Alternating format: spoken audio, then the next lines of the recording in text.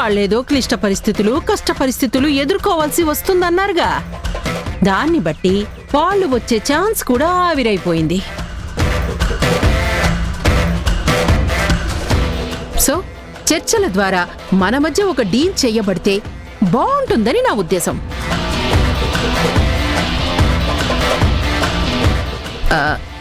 చూపుకు అర్థమేంటి? ఓ, డీల్ ఏంటా అనే కదా. No secret, it is open. నా కొడుకుతో నీ కూతురి పెళ్లికి ఓకే అనేసేయ్. మిగతా కథంతా నేను నడిపిస్తా. నేనెవడిపోయానని నువ్వు అనుకుంటున్నావు? అసలు ఫస్ట్ విజయం ఏంటో తెలుసా? ఈ ప్రపోజల్కి వస్తున్నావు అంటేనే భయపడి ఓడిపోయావని అర్థం. ఓడిపోయిన వాళ్లతో గెలిచిన వాళ్ళు ఎప్పుడూ కాంప్రమైజ్ అవ్వరు. అవ్వాల్సిన అవసరము ఉండదు. గెలుపు గెలుపే, ఓటమి ఓటమే. నా పిల్లలు ఎలా అయినా నిజాలు తెలుసుకుని నా దగ్గరకు వస్తారనే భయం నీకు స్టార్ట్ అయింది. అందుకే తాళ్ల బేరానికి వస్తున్నావు. నో, వాళ్ళు ఇక్కడికి రావడం ఇంపాసిబుల్, జరగని పని. సరే, నీకు చిన్న కథ చెప్పనా? కాదనుకున్నా, రాడనుకున్నా, గెలవలేడనుకున్నా, నేనే బలవంతుణ్ణి అనుకున్న సుబ్రహ్మణ్య స్వామి కంటే ముందే ముల్లోకాళ్ళు తిరిగొచ్చాడు గణపతి. నీకు నువ్వు బలవంతురాలు అనుకుంటున్నావు, శక్తివంతురాలని అనుకుంటున్నావు. అవతల వాళ్ళని తక్కువ అంచనా వేస్తున్నావు. దైవం తోడుంటే కాందంటూ ఏది ఉండదు. నువ్వు ఇంపాసిబుల్ అనుకుంటావు, నేను పాసిబుల్ అనుకుంటాను. నువ్వు నెగిటివ్గా థింక్ చేస్తావు, నేను పాజిటివ్గా మూవ్ అవుతాను. నీలాంటి దుర్మార్గులు ఎన్ని అడ్డంకులు సృష్టించినా నా పిల్లలు నా ఇంటికొస్తారు.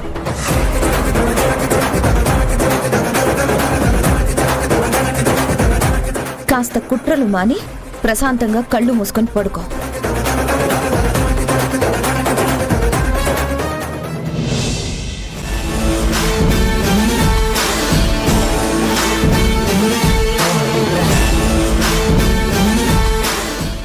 జననికి నా ప్లాన్ ఏంటో తెలియక నెక్కి నీలిగి నా మీదే ఎదురు తిరిగి మాట్లాడుతుంది. కానీ నా ప్లాన్ నేను స్టార్ట్ చేస్తే అదే మెట్టు దిగొచ్చి నా కాళ్ళ దగ్గర కూర్చుంటుంది. అప్పుడు చెప్తా దాని సంగతి.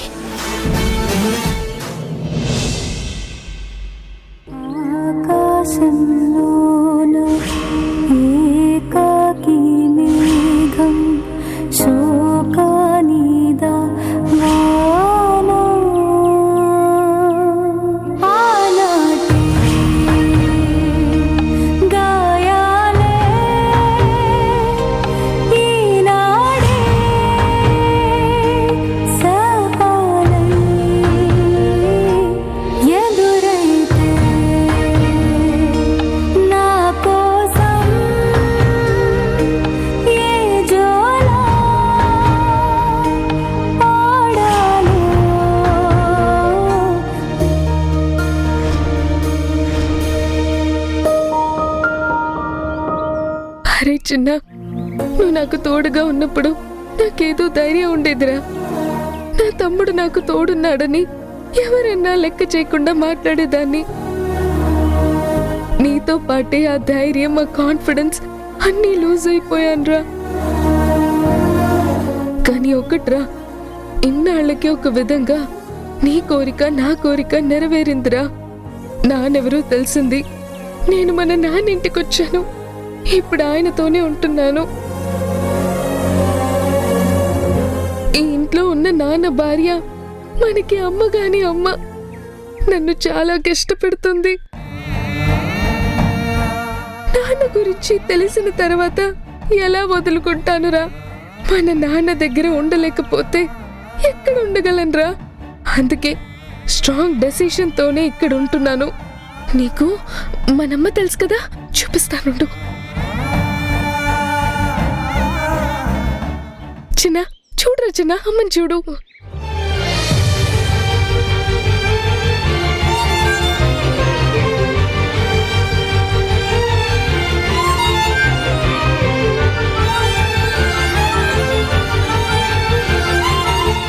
చూసావా, అమ్మని చూసావా? నువ్వు అమ్మ పక్కనే ఉండాలి. ఏయ్ ఏయ్ ఏం చేస్తున్నావు? ఏం చేస్తున్నావే? ఏం చేయాలనుకుంటున్నావే? నేనేం చేస్తున్నాను? అమ్మ పక్కన తమ్ముడు ఫోటో పెట్టాలనుకుంటున్నాను. తప్పేముంది? ఏంటే నోరు పెగులుతుంది? రెచ్చిపోయి ఎదురు సమాధానాలు చెప్తున్నావు. ఈ ఫోటో అక్కడ తగిలించావంటే మర్యాదగా ఉండదు. ఏదైనా నన్ను అడిగి చెయ్యాలి. నీకిష్టం వచ్చినట్టు నువ్వు ప్రవర్తించడానికి ఈ ఇంట్లో కుదరదు. ఈ ఇంటి యజమానిని నేను, అది గుర్తుంచుకో. ప్లీజ్ అండి, నాది చిన్న రిక్వెస్ట్. ఈ ఫోటోని కూడా మా అమ్మ పక్కనే ఉండనివ్వండి.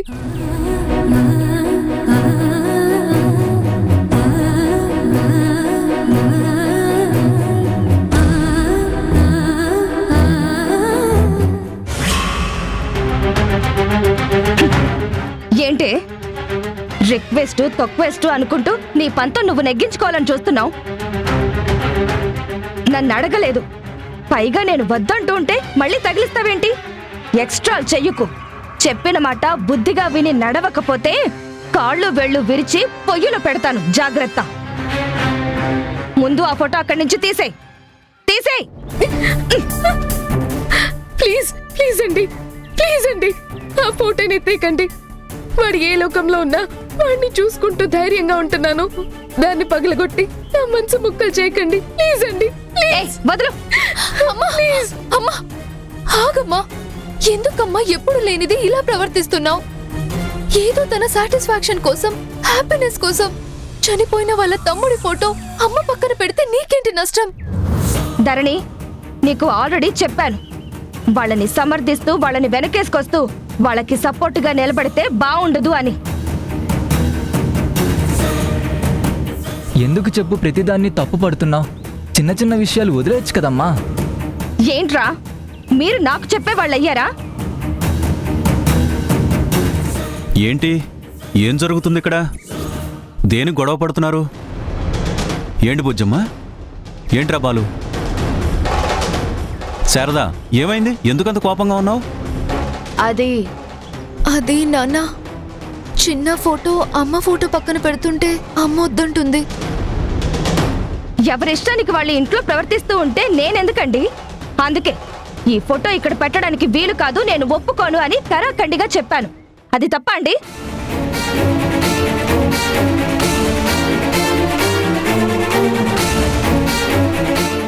ఎవరెవరి ఫోటోలో ఏ సంబంధం లేని వాళ్ళ ఫోటోలో ఇంట్లో వేలాడదీస్తే పొద్దున్నే లేచి వాళ్ళ మొహాలు చూడాలా?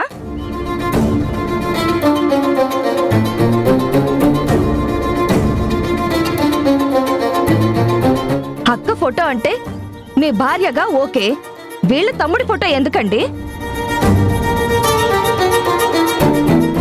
నేను చెప్తే వీళ్ళ బుర్రకెక్కడం లేదు. మీరే తీసి అవతల పారేయండి. ఇదిగోండి, పడేయండి.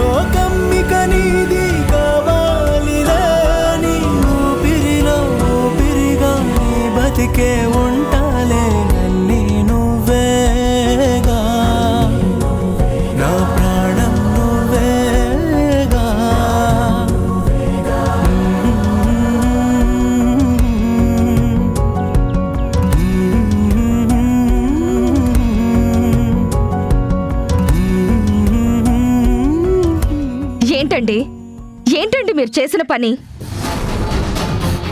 ఇప్పటిదాకా వద్దన్న నేను వాళ్ళ దృష్టిలో చెడ్డదాన్ని కావడానికా? మీరు మాత్రమే మంచితనం గొప్పతనం మూటగట్టుకోవడానికి ఆ ఫోటో తీసుకెళ్లి అక్కడ తగిలించారా?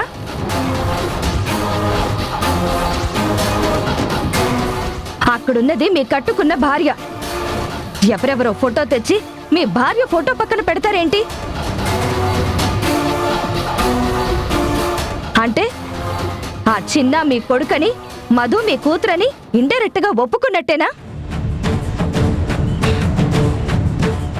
ఎందుకు చిన్న చిన్న విషయాలకే అవతల వాళ్ళ మనసు హర్ట్ చేయడం? దానివల్ల మనకొచ్చే నష్టం లేదు, ఈవిడికొచ్చే లాభమూ లేదు, ఏదో సాటిస్ఫాక్షన్. ఎందుకు మనం అందరి దృష్టిలో బ్యాడ్ అవ్వడం? అందుకని ఆ ఫోటో అక్కడ తగిలించారా? శారదా, నువ్వొక విషయం మర్చిపోయావా? ఈ అబ్బాయే, ఈ చిన్నానే నా కొడుకుని కూతుర్ని కాపాడాడు.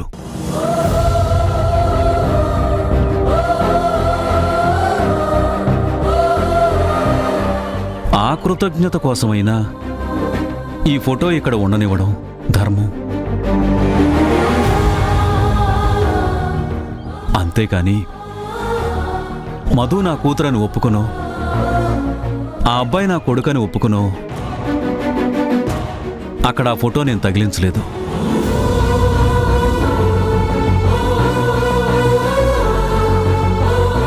పోయిన వాళ్ళని శత్రువులుగా చూడడం తప్పు కదా.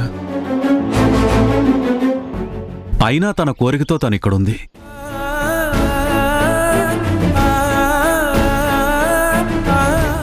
నేనేం అంగీకరించలేదు కదా, నేనేం ప్రమాణం కూడా చేయలేదు కదా.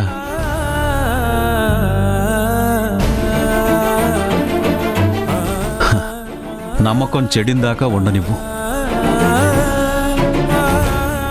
ఆ తర్వాత తన దారిని తనే పోతుంది.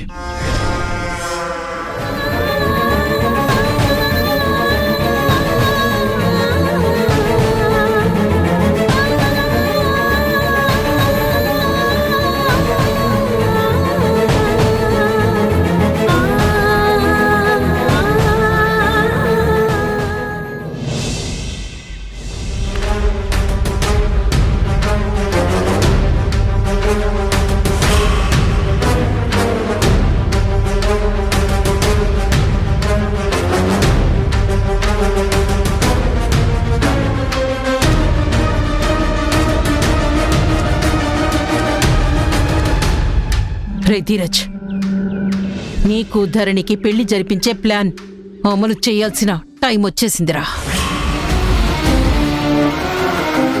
What is the plan mummy? చెప్పు మమ్మీ. ఇమ్మీడియట్ గా ప్లాన్ ఆఫ్ యాక్షన్ స్టార్ట్ చేయాలి. ధరణిని పెళ్లి చేసుకొని తీరాలి. అప్పుడే మన లైఫ్ కి ఒక భరోసా వస్తుంది, మన లైఫ్ సెటిల్ అవుతుంది. లేకపోతే టెన్షనే కదా మమ్మీ. ఈ టెన్షన్ నేను భరించలేకపోతున్నాను. చెప్పు మమ్మీ, చెప్పు. చెప్తాన్రా, నేను చెప్పినట్టు నువ్వు చెయ్యి. చెయ్యడానికే కదా చెప్పమనేది. చెప్పు, నువ్వు ఏం చెప్తే అది చేస్తాను. ప్రతాప్ గారిని లేపేమంటావా? శారద తల తీసేమంటావా? బాలుగాడిని కిడ్నాప్ చేసి బెదిరించమంటావా? మాటలు కోటలు దాటుతాయి, కానీ ఎప్పుడైనా నేను చెప్పిన పని సక్సెస్ఫుల్ గా పూర్తి చేశావా? తాళి కట్టరా అంటే నీ వల్ల అయిందా? అయ్యో మమ్మీ, ఏదో ఒక్కసారి అలా జరిగిందని, ప్రతిసారి అలాగే జరుగుతుందని ఎందుకు నన్ను అండర్ ఎస్టిమేట్ చేస్తున్నావు? ఈసారి చెప్పి చూడు, చేసి చూపిస్తా. ఫెయిల్ అయ్యావో నిన్ను టాలరేట్ చేయనురా. Okay mummy, no more failures. నువ్వు ప్లాన్ వేస్తే పక్కాగా నేను ఇంప్లిమెంట్ చేస్తాను. I promise you. సరే, చెప్పేది జాగ్రత్తగా విను. ఈసారి మాత్రం అస్సలు ప్లాన్ మిస్ అవ్వకూడదు.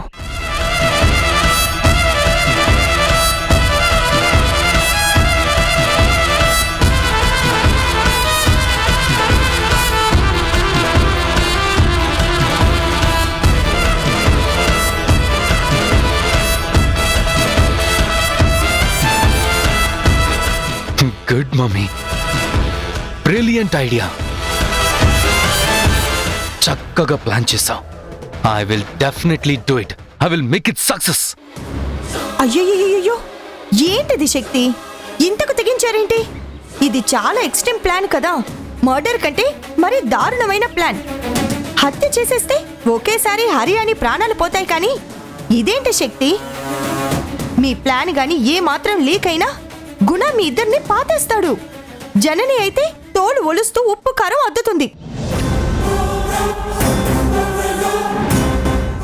అవసరమా శక్తి? ఇంత దుర్మార్గపు ఆలోచనలు ఎలా చేస్తావు? ఇలాంటి ప్లాన్లు అంత మంచిది కాదు. ఒకసారి ఆలోచించు. వాళ్ళకి తెలిసి నీ అంత చూడకముందే మరొకసారి నీ బుర్రకి పదును పెట్టు. నార్మల్ వాళ్ళు నా అంతు చూడడం కాదు. ఈ ప్లాన్ సక్సెస్ అయితే నాకే వాళ్ళు సరెండర్ అయ్యి నా కాళ్ల మీద పడతారు. నేను బూర ఊదినట్టు వాళ్ళు తలలు ఆడిస్తారు. నా ఆర్డర్ కోసం వెయిట్ చేస్తారు. నన్ను బతిమిలాడుకోవడం తప్ప వాళ్ళకి వేరే రూటే ఉండదు. నా చేతిలో కీలు బొమ్మలైపోవాల్సిందే. వాళ్ళు కీళ్ళు బొమ్మలు అవుతారో మీ కాళ్ళు విరక్కొడతారో మీ ఇష్టం. నేను చెప్పాల్సింది చెప్పాను. మీరేమైనా చేసుకోండి. ఏ గంగలో అయినా దూకండి. నన్ను మాత్రం అస్సలు ఇన్వాల్వ్ చేయకండి. అసలు మీ ప్లాన్ ఏంటో, మీరేం చేస్తున్నారో, మీ విషయాలేంటో నాకు తెలీదు. నేను వినలేదు, నేను చూడలేదు. That's all. ఏయ్,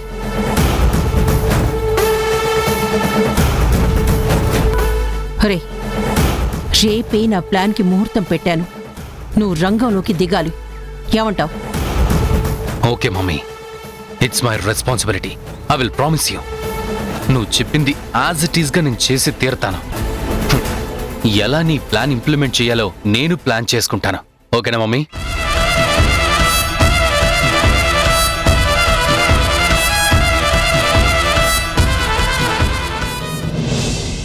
వక్రతుండ మహాకాయ కోటి సూర్య సమప్రభా నిర్విఘ్నం కురు మే దేవ సర్వకార్యేషు సర్వదా. వినాయక, ఆపదలు అడ్డంకులు తొలగిస్తావని నిన్ను పూజిస్తారు. నేను హార్ట్ఫుల్గా నమ్మిన నిజాన్ని నాన్న కూడా నమ్మేలా చేయి. నన్ను కూతురుగా యాక్సెప్ట్ చేసేలా చూడు తండ్రి. వచ్చే వినాయక చవితి కల్లా నేను నాన్నతో కలిసి కూర్చొని వినాయక పూజ చేసేటట్టు నన్ను దీవించు.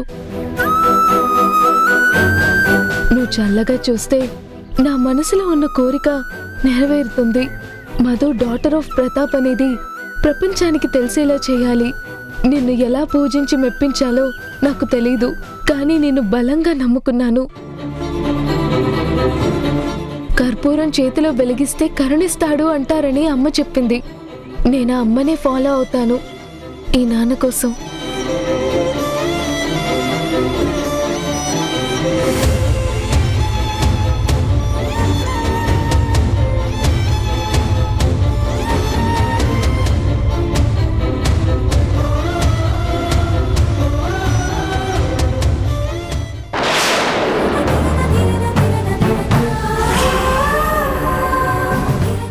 నాన్న నన్ను ప్రేమగా పిలిచేలా చూడు.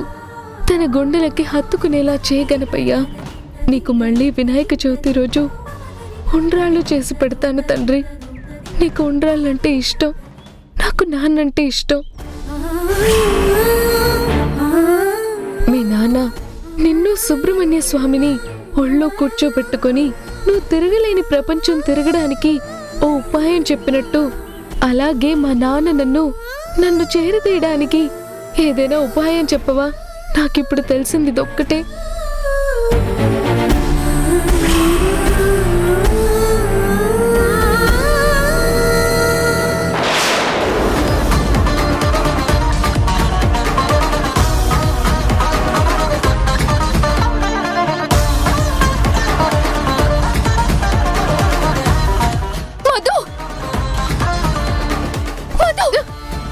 ఏంటిది? ఎందుకు ఇలా మూర్ఖంగా ప్రవర్తిస్తున్నావు? మూఢ నమ్మకాలు నమ్ముతావా? అరచేతిలో కర్పూరం కాల్చుకోవడం ఏంటి? దేవుడు ఇవన్నీ కోరుకోడు. మంచిగా పూజిస్తే చాలు కదా. భక్తి మనసులో ఉండాలి, ఇలాంటివి కాదు. కాలి బొబ్బలు వస్తే రేపొద్దున రియాక్షన్ సెప్టిక్ అయితే ఎలా? నా మాట విను, తీసేయ్.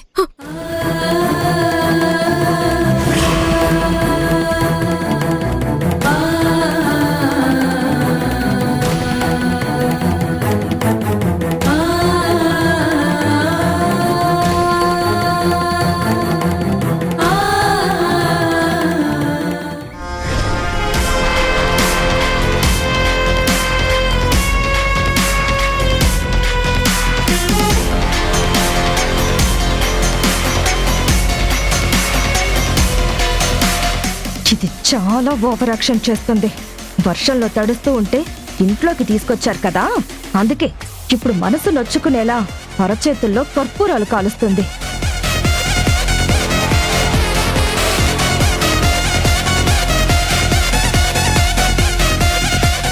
ఆ కర్పూరం కరిగినట్టు కొంపదీసి ఈయనగారు కరిగిపోడు కదా. ఇది ఇక్కడే ఉంటే ఇలాంటి జిమ్మిక్కులు ఎన్నైనా చేస్తుంది. నేను పనులు చెప్పి బాధ పెట్టినా ఇది మొండికేసి ఇంట్లోనే తగలడుతుంది కదా. ఏదో ఒకటి బాగా ఆలోచించి గట్టి నిర్ణయం తీసుకుని ఇంట్లో నుంచి పంపించేయాలి.